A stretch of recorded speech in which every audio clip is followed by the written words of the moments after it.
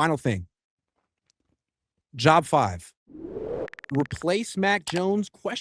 Do you think the Niners are going to trade him? And if so, does that mean that they have more confidence in Brock than ever? Or is it just that they want a second-round pick and they would be replacing Mac Jones with like another starting caliber backup?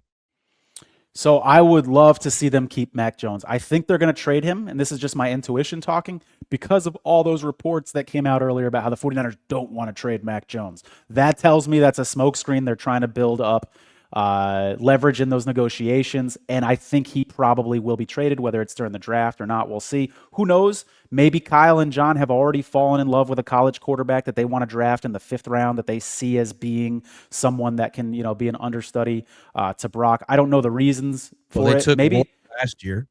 They took who? Curtis Rourke last year. Who, yeah. Not a big deal, but he did play at Indiana. So we'll see. Maybe they've got someone like that in mind for the number 2 spot. Maybe it's Rourke himself. So we'll see. If you're not fixing the offensive line, you better have a good backup quarterback. If you're going to put your premier quarterback behind a shoddy offensive line or an offensive line that lacks depth, then I want to see a quarterback like Mac Jones as the number 2 option for sure. But I think this was kind of the plan all along, was to build his stock up a little bit and trade him for resources. I wouldn't be surprised if that was the case either. They signed him to a 2-year contract, not a 1-year contract. And maybe they envisioned him in red and gold for 2 years. Maybe they envisioned that if there was a worst case scenario and Brock went down, they could make Mac Jones look good for a few weeks and end up getting a nice little draft pick for him. You could argue that signing Mac Jones was the best decision the Niners made last offseason. Bringing in Robert Saleh was another one, but that was a freaking no-brainer. Mac Jones saved their season. Without him, if they had Brandon Allen or Josh Dobbs, they missed the playoffs again. So I think the reason that they feel they need a starting caliber backup is while they like Brock Purdy enough to give him all that money, they clearly like Brock Purdy. They also know that I'm not going to say probably, but he might not play the whole season. And he's an injury risk. Like, you look at Jaden Daniels in Washington, you're like, man, hell of a player, but look at his body, man. He's a twig. He's going to keep getting hurt. And I think there's a lot of truth to that. I think there's some of that with Brock too. Like, he's a hell of a player, but he's kind of small and he holds the ball a long time and he runs around a lot. So, I mean, it's hard to expect him to play 17 games. He's only played a full season once in 4 years. So until he shows that he can be that consistent Iron Man, like Caleb Williams, who's never missed a game, then you need a Kirk Cousins behind him, or a Sam Darnold or a Mac Jones. You do. And I think I agree with you, and I think because they have so many holes, which we talked about this whole show, on offense alone, offensive line and the weapons, and then a few holes on defense as well, I think that creates the temptation to trade Mac Jones, because you can trade him for, say, a 3rd-round pick, and you can use that 3rd-round pick theoretically on one of these holes, and then you feel like your team's better off.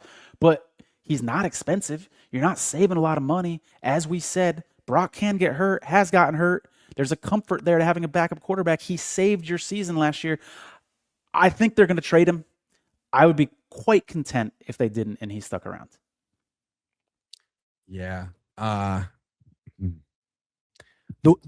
I keep going back and forth on this. If they feel they can get Kirk Cousins, maybe they feel like they could trade Mac Jones, even though Kirk Cousins is 10 years older, because Kirk's a good player. Kyle trusts him. I think they've been wanting to work together for a long time. So that's the one fallback. But maybe Kirk feels like, Kyle, I love you, man, but I'm not done being a starter, and I could go start somewhere else. I could go start for Arizona. No, that's a good call. In fact, this may be the plan all along. I think it is Kirk Cousins, Grant. I think Kirk Cousins is the guy, and that might be the impetus to trade Mac Jones. That theory resonates. That makes a lot of sense. That could be. Say it again. You cut out for a second.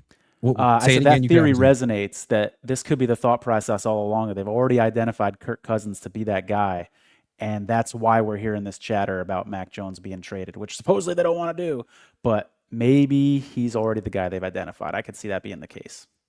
I would just like the Niners to slow down and say, look, man, we already got rid of one Brock Purdy backup who won a Super Bowl and might be better than Brock. I mean, look, Brock's good, but Sam just won 30 games in 2 years, a Super Bowl, and threw 66 touchdowns. Like, that's pretty good. Like, you let that go. That wasn't – you didn't want that. Like, maybe just slow down before you trade away Mac Jones. He looked really good. Yeah. Really good. He played really well against the Rams twice. You could argue that Mac Jones played better against the Rams this year than Darnold did. So I would want to keep him. They had no hope to win that Thursday night game, and he willed them to that win there. Looking at that 49ers the rise of the 49ers documentary, you get that Joe Montana, Steve Young element in there. I'm not saying by any means that Brock Purdy and Mac Jones are Joe Montana and Steve Young. Don't get me wrong, but it does remind me of the philosophy of Bill Walsh and the importance and the emphasis on a backup quarterback and how damn important that is. And he had the best quarterback of all time, and he was like, "This is just not enough, not good enough." Yeah, it's not enough. Dude. Yep. What do I do when Joe's not out there? Yep. And is Joe holding us back? Like, sure, he's the greatest ever, but like, what if we had someone who was a little bit more mobile? And did Steve Young make Joe Montana better? I don't think Joe Montana was the kind of guy that would have rested on his laurels, but maybe him looking over his shoulder. Same thing with, Jimmy Garoppolo in New England. Tom Brady had to kind of look over his shoulder a little bit and know that there was a young star that the organization valued and invested in. So you can't rest on your laurels. So there's something to that too as well. Every time Mac Jones has a good game when Brock Purdy's out, and people on Twitter are like, seriously or half jokingly, quarterback controversy, that does something. That whole iron sharpens iron. Then we saw Brock Purdy go for 5 touchdowns in the game back-to-back weeks. It seemed like he was really trying to respond to the quality control, Grant. Quality control, buddy. If you get rid of Mac and bring in Kirk Cousins, at least Cousins is a vet who can hold him accountable, but like, he's not taking your job. Yeah, he won't be a 38 threat. years old. Yeah. No. Yeah. That's why I want to keep Mac Jones, man. Like, because here, it's 2 things with Brock. It's the injuries, which might just be a function of his frame, and 2, it's the interceptions. No one talks about it, and I don't know why, because if other quarterbacks did this, you'd hear about it nonstop, but 21 picks in his last 20 starts. He's the only good quarterback doing anything like that, and he is good. But, like, that's Jameis Winston shit. Like, if he keeps that up, and he has a stretch where he has a couple, 2-3 games in a row where he has multiple picks and they're losing, and Mac's here. How many of those interceptions were thrown against Mike McDonald defenses? You had that tweet where you had Brock Purdy's numbers his last 2 games against Seattle, and then I was like, hey, don't forget about the game when Mike McDonald was the defensive coordinator for the Ravens on Christmas, and I believe Purdy had 4 interceptions. So combine those stats together. I haven't done the math yet, but let's see the numbers for the last 3 times Brock Purdy has gone up against Mike McDonald. Yeah, that's true, right? Like, ultimately, the Niners moved on from Jim Harbaugh and Colin Kaepernick because it felt like the Seahawks in particular figured them out. And the Niners were like, well, okay, what's the point in being the second best team in the division? They own us. Every time we face Seattle, it gets worse. So we have to go in a different direction. And it took them a while to find the right direction. But are they not back in that same spot? It seems like the Seahawks own Brock. I think you're giving the organization too much credit by saying that they recognize that Seattle had him. Yeah. That was all ego. That was all turmoil with Harbaugh and the GM. Why does his name escape me right now? Balky, because who cares? Balky. There we go. Yep.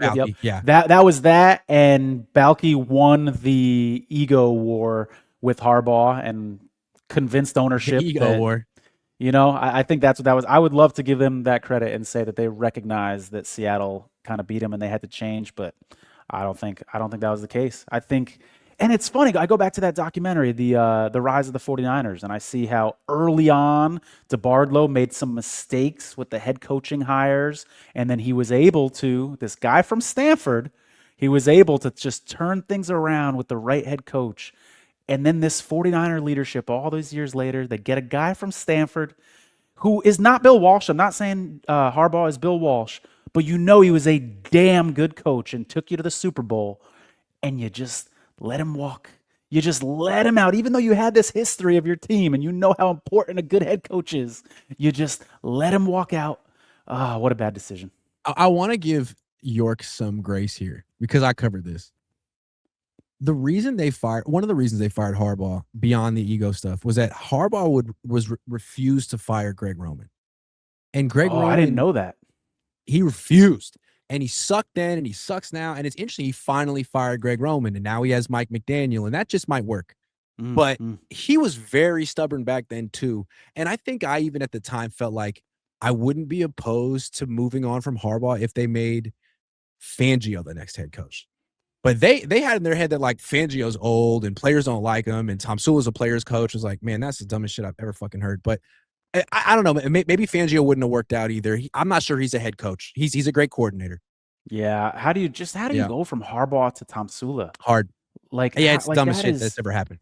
Like literally one of the better head coaches in the NFL to one of the worst head coaches ever in the NFL. And by the way, you had them both in the organization. Yeah, seriously. Yeah, and you knew these guys. Yeah. By the way, I feel bad. Tom Sula was a great positional coach, and it's a shame that he's become a punchline when we talk about like head coaches. And I think that sucks for him, and I think that sucks for his family, and I think that stinks. That's was true. Put in that position. What was he supposed to do? Turn the head coach job down? You know what I mean? Like, he wasn't equipped and prepared for that. But I don't even fault him for that. I fault ownership for putting him in that position. I think Harbaugh does, whether rightfully or wrong. I think Harbaugh feels like it was a mutiny. I think Harbaugh feels like Tom Sula was going up to management being like, I could do better. Like, why are you putting up? But maybe he didn't. Maybe Harbaugh's wrong. I don't know.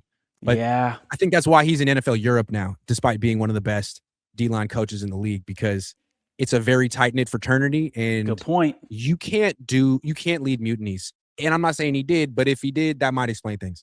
Yeah, that's a very. Is that all just kind of like rumor speculation? Is there any evidence it's rumor that's come speculation. Out? I don't know, but I'm pretty sure, because when Tom Sula got fired, Jim Harbaugh tweeted immediately, "You reap what you sow," and so I was like, I think he felt that like ending up in NFL Europe, like you reap what you sow, man. Like, because Harbaugh didn't hire Tom Sula. Tom Sula preceded Harbaugh with the Niners, and Harbaugh kept him on the staff. Didn't have to. Obviously, he did because he earned it. But it's like, I could have fired you. I could have sent you and your family packing, but I didn't. And I was loyal to you, and you weren't loyal to me. I mean, there's that kind of stuff in the NFL. Yeah, that would make sense. Anyway. That would absolutely make Steven sense. Draper says Malachi Fields, MF announcers. That's a bad MF. Malachi Fields. Nice. Okay, Steven Draper. BNA established 1988 says Ant Smith, wide receiver from ECU, is my draft darling. 6'3", 190, solid at the Senior Bowl, good late round value. Plus, his aunt is a friend of mine. Well, that's the most important thing right there. Nice. Ant's aunt is a friend of BNA. That's what's up. BNA says Kyle has to avenge me. Darnold saving receipts. Talking all that shit.